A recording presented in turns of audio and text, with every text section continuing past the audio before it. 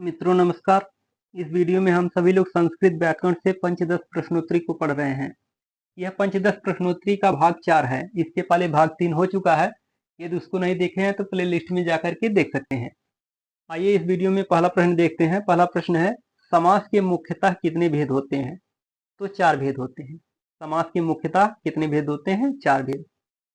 अव्ययी भाव, तत्पुरुष, द्वंद्व तथा बहुब्रीहि।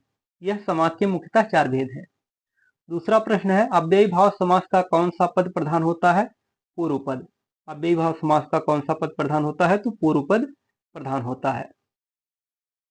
इसमें तीसरा प्रश्न है, कर्मधारय किस समास का भेद है? तत्पुरुष समास का। कर्मधारय तत्पुरुष समास का भेद है। चौथा प्रश्न है, किस समास का प्रथम पद संख्यावाची होता है? द्विगु समास। द्विगु समास का प्रथम पद संख्यावाची होता है। पांचवा प्रश्न है, चंद्रशेखरः किस समास का उदाहरण है? बहुब्रीहि समास का। चंद्रशेखरः बहुब्रीहि समास का उदाहरण है। इसका विग्रह हो जाएगा चंद्रः शिखरे यशसः। चंद्रमा है शिखर पर जिसके, अर्थात शिव। छठा प्रश्न है, बहुब्रीहि समास के कितने भेद होते हैं? 2 भेद होते हैं। बहुब्रीहि समास के 2 भेद होते हैं। समानाधिकरण, व्यधिकरण बहुब्रीहि। समानाधिकरण बहुब्रीहि के 6 भेद होते हैं। सातवां प्रश्न है, द्वंद्व समास में कौन सा पद प्रधान होता है? उभय पद। द्वंद्व समास में उभय पद प्रधान होता है, यानी द्वंद्व समास का दोनों पद प्रधान होता है। द्वंद्व समास के कितने भेद होते हैं?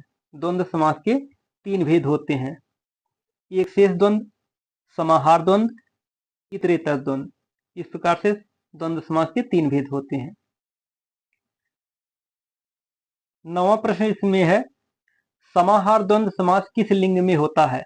समाहार द्वंद्व समास किस लिंग में होता है? तो समाहार द्वंद्व सदा नपुंसक लिंग एक वचन में होता है। यदि कर्मधारय समास का प्रथम पद संख्यावाची हो तथा दूसरा पद संज्ञा हो तो उसे किस नाम से जाना जाता है? तो द्विगु समास से। जिस कर्मधारय समास का प्रथम पद संख्यावाची हो तथा दूसरा पद संज्ञा हो तो उसे द्विगु समास के नाम से जाना जाता है। अगला प्रश्न है, अनुविष्णु शब्द में कौन सा समास है? अव्ययी भाव। अनुविष्णु में अव्ययी भाव समास है। अनुविष्णु यह किस अर्थ में प्रयुक्त हुआ है? तो पश्चात अर्थ में प्रयुक्त हुआ है। विष्णोः पश्चात। 12वां प्रश्न है, अव्ययी भाव समास किस लिंग में होता है? तो नपुंसक लिंग में। अव्ययी भाव समास नपुंसक लिंग में होता है। 13वां प्रश्न है, समास के कितने प्रकार से विग्रह हो सकते हैं? तो 2 प्रकार से। समास के 2 प्रकार से विग्रह हो सकते हैं, लौकिक विग्रह एवं अलौकिक विग्रह। 14वां प्रश्न है, अब्राह्मणः शब्द में कौन सा समास है? अब्राह्मणः शब्द में नए तत्पुरुष समास है। 15वां प्रश्न है इसमें, पारेगंगम मध्य गंगम। पारेगंगम और मध्य गंगम में कौन सा समास है? तो इसमें अव्ययी भाव समास है। पारेगंगम मध्य गंगम में अव्ययी भाव समास है।